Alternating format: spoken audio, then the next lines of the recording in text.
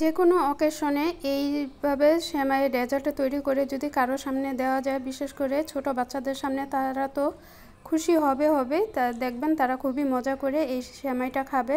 সামনে যেহেতু ঈদ, তাই আমি এই সেমাইয়ের ডেজার্টটি আপনাদের সাথে শেয়ার করছি। আসসালামু আলাইকুম, সবাই কেমন আছেন? চলুন দেখে নিই আমি কীভাবে এই সেমাইটা বানিয়েছি। প্রথমে আমি 1 প্যাকেট রাচ্চা সেমাই নিয়েছি। সেমাইটা কড়াইতে একটু টেলে নিয়েছি। তারপর প্যানে আমি এখানে পরিমাণ মতো তেল দিয়েছি 2 টেবিল চামচ পরিমাণ বাটার, তারপর স্বাদ মতো চিনি দিয়েছি।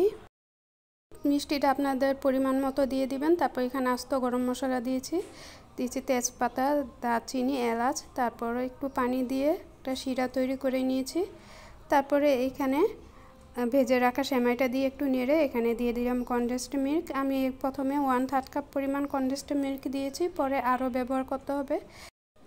ধাপে ধাপে কিন্তু এই কনডেন্সড মিল্কটা ব্যবহার করতে হবে। একটু নেড়ে চেড়ে আবারও কিছুটা কনডেন্সড মিল্ক দিতে হবে। এভাবে প্রায় আমি 1/2 কাপ পরিমাণ কনডেন্সড মিল্ক দিয়েছি। যখন দেখবেন সেমাইটা একটু আঠালো হয়ে এসেছে, তখন বুঝতে হবে যে আর দেয়া লাগবে না। তো এগুলি কিন্তু খুব ভালোভাবে নেড়ে চেড়ে একটা সাইডে রেখে দিলাম। আর এখানে আমি কয়েকটি বাটি নিয়েছি। বাটিতে আমি বাটার বা ঘি যেটাই দেন একটু মেখে নিতে হবে।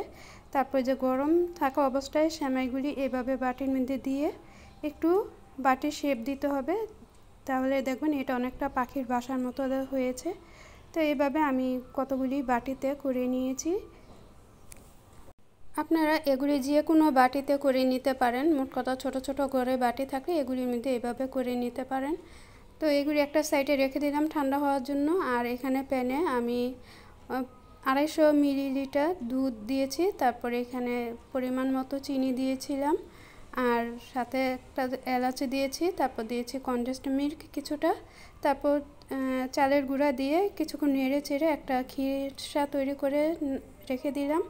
আর এখানে এই যে সেমাইয়ের এগুলি ঠান্ডা হয়ে গিয়েছে, দেখুন খুব সহজে কিন্তু এগুলি বের হয়ে যায় আর দেখতে খুবই কিউট হয়েছে।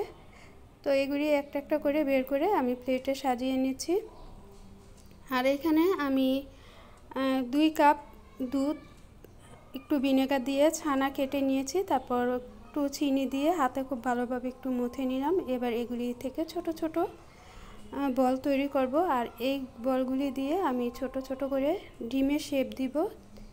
যে দেখতে পাচ্ছেন ভিডিওতে আমি কিভাবে করে নিচ্ছি, এভাবে কিন্তু ডিমের শেপগুলি দিয়ে নিতে হবে। তো আমার এখানে মোটামুটি অনেকগুলি হয়েছে। তো এইভাবে সবগুলি করে নিলাম। তারপর এগুলি একটা সাইডে রেখে দিলাম। এবার বানিয়ে রাখা খিলসাটা আমি পাখির বাসা যেটা বানিয়েছি সেটার উপরে এভাবে দিয়ে দিব।